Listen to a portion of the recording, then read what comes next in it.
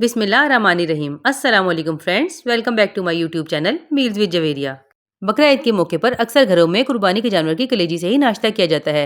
ये सुन्नत भी है और इसका बहुत सवाब भी है। अल्हम्दुलिल्लाह हमारे घर भी ऐसा ही होता है। तो वो लोग जिन्हें कलेजी बनानी नहीं आती, आज मैं आप लोगों के साथ इतनी आसान रेसिपी शेयर करने जा रही हूँ कि आप बआसानी आधे घंटे में कलेजी तैयार कर लेंगे।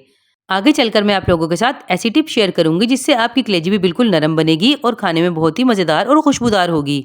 तो प्लीज वीडियो को स्किप मत कीजिएगा। चलिए फिर स्टार्ट करते हैं। तो फ्रेंड्स, इस रेसिपी को बनाने के लिए मैंने पूरी बीफ की कलेजी ले ली है। आप चाहें तो मटन की भी ले सकते हैं, क्योंकि हमारे घर बीफ की कुर्बानी होती है। अब मैंने एक कप ऑयल में ये तमाम कलेजी धोकर अच्छे तरीके से साफ कर ली है और इसमें ऐड कर दी है। साथ ही मैंने इसमें ऐड की है 2 दरमियाने साइज की प्याज। ये एक दरमियाने साइज के जानवर की कलेजी है, मगर आपने इसे धोना बहुत अच्छे तरीके से है, क्योंकि इसमें खून की स्मेल रह जाती है। अब मैं इसमें ऐड कर रही हूँ 2 टेबल स्पून भर के जिंजर गार्लिक पेस्ट के। अब साथ ही मैं इसमें ऐड करने जा रही हूँ 1 टीस्पून नमक और लाल मिर्च पाउडर इसमें जाएगा 3 टीस्पून भर के। काफ़ी लोगों की कलेजी से अक्सर स्मेल आती है। आप मेरी रेसिपी से पकाएंगे तो आपकी कलेजी से बिल्कुल भी स्मेल या हमक वगैरह नहीं आएगी।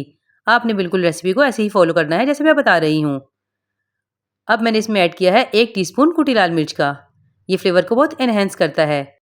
2 टीस्पून धनिया पाउडर के इसमें जाएंगे, क्योंकि कलेजी की मिकदार काफ़ी ज़्यादा है, और हाफ टीस्पून हल्दी पाउडर।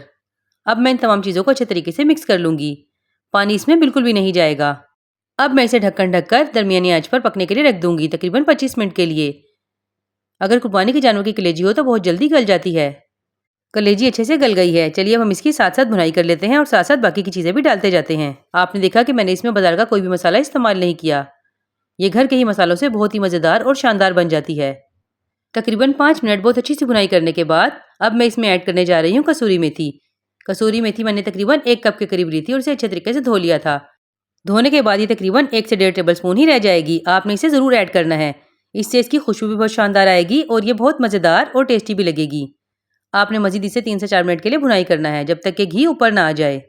अब इस स्टेज पर जबकि ये बिल्कुल रेडी होने के करीब है, हम लास्ट में इसमें ऐड करने जा रहे हैं मोटी कटी हुई हरी मिर्चें, तकरीबन 3 से 4 अदद। ये भी इसके फ्लेवर को बहुत बढ़ा देंगी।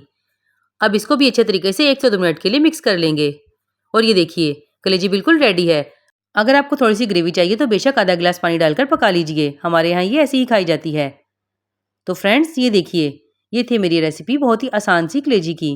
अब मैं आपको दिखाती हूँ कि कितनी अच्छी और सॉफ्ट तैयार हुई है। इसको सॉफ्ट बनाने की एक ट्रिक ये भी है कि कलेजी बनाते हुए आप कलेजी के ऊपर की झिल्ली कसाई से उतरवा दीजिए, तब भी ये कलेजी बहुत सॉफ्ट तैयार होगी। ये देखिए, बिल्कुल अच्छे तरीके से गली हुई है। इसको गरम गरम नान के साथ खाइए और मुझे दुआएं दीजिए। तो फ्रेंड्स, ये थी मेरी आज की आसान सी रेसिपी।